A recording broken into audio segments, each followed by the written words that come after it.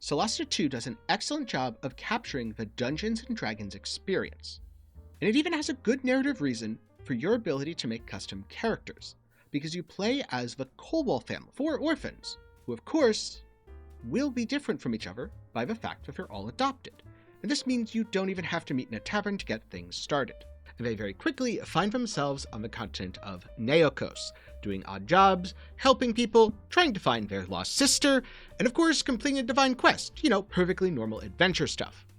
And before I get into things proper, a big thanks to Kepler Interactive for sending me a key to check out the game early and letting me share all of my thoughts here with you. So, this series is the good, the bad, and the ugly. I talk about the things that I like, the things that I dislike, and the things that just kind of bug me or are weird, but probably don't matter in the long run. Now, in terms of Solasta II, I do want to make a quick note. The game is launching into early access with 10 to 15 hours of content, taking you to around level 4 and completing the game's first story arc. It is nowhere near content complete, but there are plenty of side quests to explore, lots of fights to get into, and the bones for a much longer campaign here. In addition, when it comes to the early access, there's an emphasis on early here, so expect the game to be a little bit rough around the edges. And so with that, let's dive right into it, starting with the good. The game's opening does a great job of its pacing. You've all gathered for Ma Hin's funeral to say goodbye to the woman who adopted you. And getting to the temple functions as a short introduction to most of the basics. You learn how to traverse different areas, you learn a little bit of combat, and you meet several characters along the way. When it comes to story, I am going to be keeping things vague. So, suffice to say, stuff happens, and before you know it, you find yourself on the continent of Neokos, on a quest for Marike, the goddess of life and death. This is where your adventure truly begins, and I appreciate the fact that the intro does a very good job of not just walling me in tutorials. It also doesn't just have an hour of cutscenes. There's a little bit of introduction, a tutorial, some gameplay, maybe a cutscene after that, then you keep going back into the gameplay. So everything flows really well, and it was a great way to get into the world without feeling like the game was, taking me through a tutorial, even though that's exactly what it was doing. And so once I got to Neokos, the first thing I did was pick a fight with a bunch of enemies. Not for any specific reason, other than I was sneaking around and they looked hostile, and I decided rather than having them sneak up on me, I was going to sneak up on them. And so I'd say it's a good time to talk about the game's combat system. Because when it came to combat, I knew what to expect, and by that I mean, I played Baldur's Gate 3, so I made sure to not pick a cleric because I like hitting my enemies. Jokes aside, combat does largely follow the D&D 5e template, so if you've played Baldur's Gate 3, you're going to find a lot of things familiar. You have a main action, this is something like attacking or casting a spell. You have a move action, used to reposition. Last up, there's a bonus action, usually tied to your class, but it can do a lot of things. So for my party, I started with a rogue. Why? Because I wanted someone who is sneaky and stabby and does a lot of extra damage. One of the rogue bonus actions is an additional attack with their dagger. Then I picked up a paladin, because I wanted a tank. Paladins can heal themselves, and they can also smite enemies. I ended up going for an extra smitey version that had sort of a hold person / damage over time effect. Third, a wizard, because I wanted a blaster. And of course, I made my wizard extra blastery. See, once you get to level 3, you can choose to specialize your classes. And in the case of a wizard, the two options are a defensive support mage that can use a shield and help shield allies, which is a really cool archetype, and the ruin archetype, who's good at blasting, so that's what I went with. If you're wondering what I went with on my rogue, the extra stabby guy of the scavenger, who's also sort of a arcane archer-style caster version of a rogue. I didn't end up messing with that because I already had a caster. For Paladin, like I said, I went with the extra smitey offensive version. And then, last but not least, I picked a warrior because I wanted another frontline character, since I knew my rogue wasn't exactly going to be the person that I wanted in danger all the time. And for that, there's two options. An Aether Warden, which I was sorely tempted to take, but I already had the wizard, and I was like, do I really want to manage multiple casters? I think I'll hold off. Also, I wasn't entirely sure if my stat spread was ideal for casting, because I didn't think about that when I made my character. So instead, I went with the Shout Warrior, who is actually a really great choice because she gains a bonus action which you can use to give everyone advantage on their attacks, and it's super fucking awesome. She also can heal herself, which is pretty nice because I didn't have a cleric. So I had 2 characters who could heal themselves, a paladin who could of course heal other people, a stabby rogue, and a wizard blaster who I needed to keep out of danger. Whatever thing that I want to talk about in terms of combat is readied actions. This is something that I haven't seen in too many games, but it is such an integral part of a tabletop experience.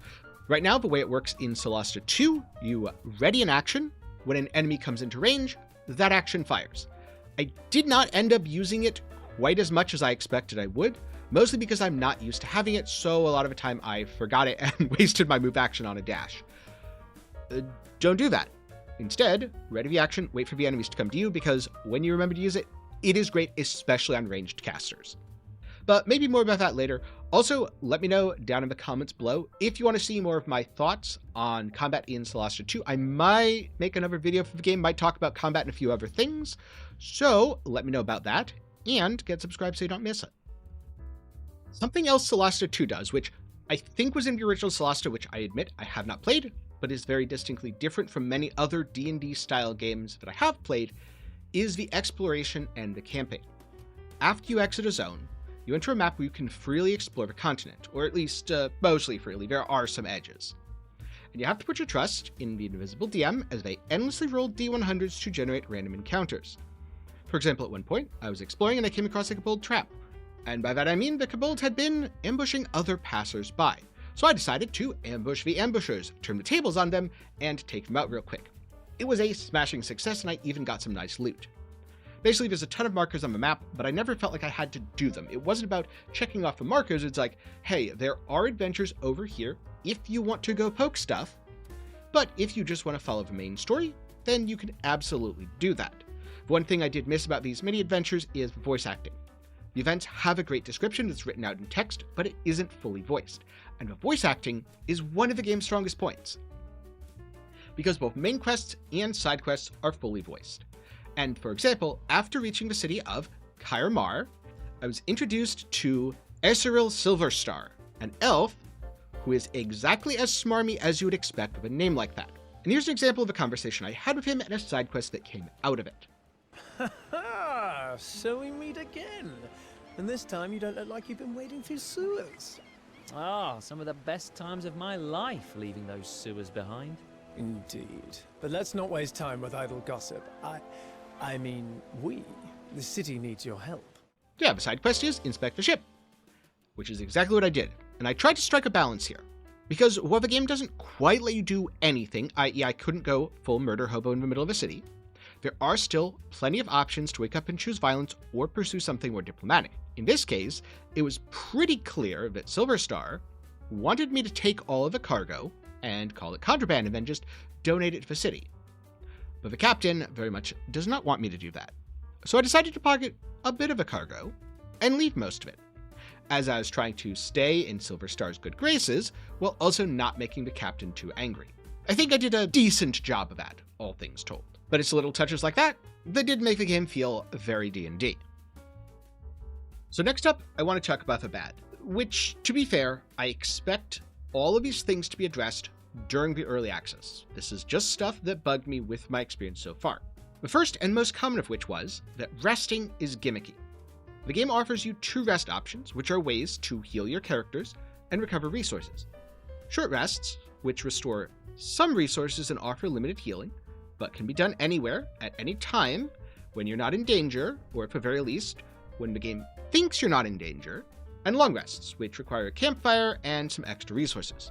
My first problem was I would try to short rest after most fights, and the game would be like, actually you're in danger, even though I had killed all the enemies, and even though if I just walked around for a bit, it worked eventually, it was just a bit annoying. Then there are the long rests. This is how you level up your character. They require food and a campfire. While you're exploring the world, you also long rest. The thing is, they don't count as long rests for the purpose of leveling up. So I found myself having to travel across the world, to enter a map, to find a campfire, to level up, when all I really wanted to do was take a long rest so I could level my characters. The second thing that annoyed me was crafting. More accurately, crafting is not in the early access, but the game gives you a ton of crafting materials, to the point where I actually got encumbered at one point picking all of them up. I will admit, It's not the worst problem to have. They can be sold for money. But I kept thinking, ooh, but maybe I should keep it because crafting will be added eventually. This one may not actually be a problem with the game, it may just be a me problem though. And then, last up, I found some of the bigger zones a bit frustrating to navigate, especially if I had to do some backtracking. I had cleared off a map already. This isn't exploring a dungeon and having to go slow because I'm watching for traps, which is a thing, and yes, you can disarm them. That's really cool. Interactive stuff, get into fights, all that. No. This is, I've already cleared the entire area. I'm just walking from one side to another, usually to get to a campfire. Except I found that if I tried to click over very long distances, often it didn't work, so I had to click a little bit beyond the edge of my screen, wait for the characters to catch up, do it again, and do it again, which made the progress a bit slow and painful. Again, though, because the game is just entering into early access, and because very clearly the early access is on the rougher side, that this is not a game to buy right now. If you are looking for a full, complete, polished experience, I would recommend waiting for a future patch. This is a game to buy to experience what Neokos has to offer, and so you can give feedback and watch the game grow and evolve. It reminds me quite a bit, actually, of some of my early experiences with the early access for Baldur's Gate 3, which also was initially very rough, and the end result ended up being polished to a brilliant shine. Now, last but not least, the ugly. Things that, in the grand scheme of things, don't really matter, or probably won't bug you, but did bug me.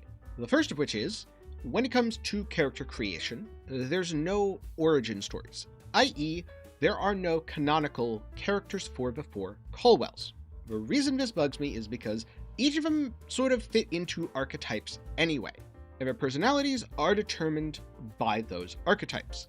Very often when I'm playing an RPG for the first time, I want to see what the developer did, i.e., when I played Baldur's Gate 3 for the first time, or when I played Divinity Original Sin for the first time, I followed character origin stories.